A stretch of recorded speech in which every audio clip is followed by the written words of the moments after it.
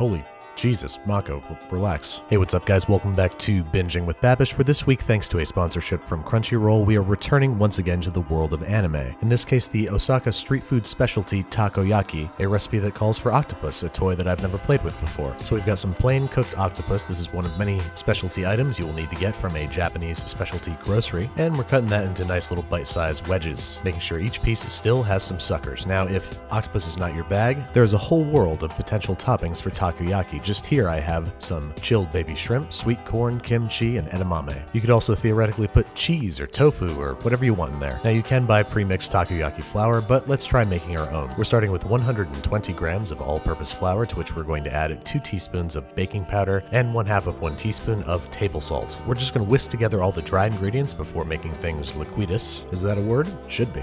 Into the flour mixture goes 2 large eggs, maybe a tablespoon of low-sodium soy sauce, and 1 1/2 cups of dashi broth. This too will be available at the Japanese specialty grocery. We're whisking this until just combined, just like a pancake or waffle batter. We don't want to over whisk, so the end result becomes light and fluffy. We're then placing that into a spouted container like this for easy pouring action, and then no matter what your primary filling is, you need these secondary fillings. Some bonito flake that we have powdered into a fine powder, roughly chopped red pickled ginger, thinly sliced scallions, and tenkasu, which are crunchy little deep fried tempura scraps. And then there's really no way around this. You need a takoyaki pan. These are available on Amazon for like 15 bucks. And now with all of our meats and all their respective plats, that's how the French language works, right? We can begin heating our takoyaki pan over medium heat, drizzling with vegetable oil and using a paper towel to sort of spread it around, make sure that it is evenly coating our cooking surface. We're then just pouring a little bit into one of the cavities, and if it starts sizzling, then we're ready to go. Fill every cavity just about full. If you go over, that's okay. As you will see, that is one of the mechanics by which takoyaki are made. Once we've got every hole filled, we're going to drop in our primary fillings. And I'm going to do 4 of each. I'm going to do some octopus, some baby shrimp, some sweet corn, and some edamame. And then over the entire affair, we are sprinkling bonito dust, red pickled ginger, scallions, and tenkasu scraps. Then using a pair of chopsticks, we're going to try to get under and rotate each takoyaki about 90 degrees. This way we can pour in a little bit of supplemental batter to help them form better spheres. So we're going to pour a little tiny bit of extra batter into the opening on the side of the sphere, and then we're going to try to flip the whole thing over,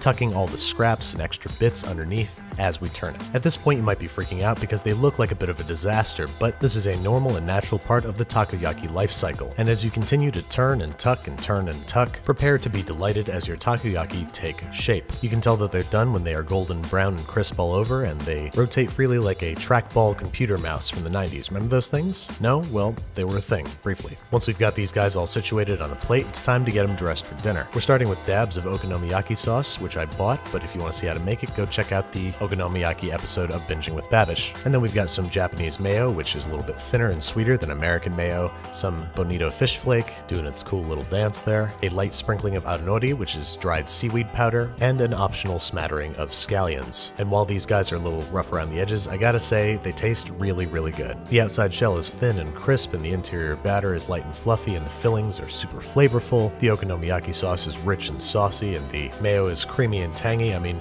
what else in this world do you need? A member of the Clean Plate Club for groups, and one of many good reasons to visit Osaka. Just keep an eye out for dudes with money guns. Hey guys, so I just wanted to thank Crunchyroll for making this episode possible. If you haven't already, go to crunchyroll.com/babish for a 30-day free trial. Their biggest shows with new seasons available now include Sword Art Online, Fairy Tail, and That Time I Got Reincarnated as Slime. Crunchyroll offers unlimited anime, professionally subtitled, available on all your devices. Go check them out.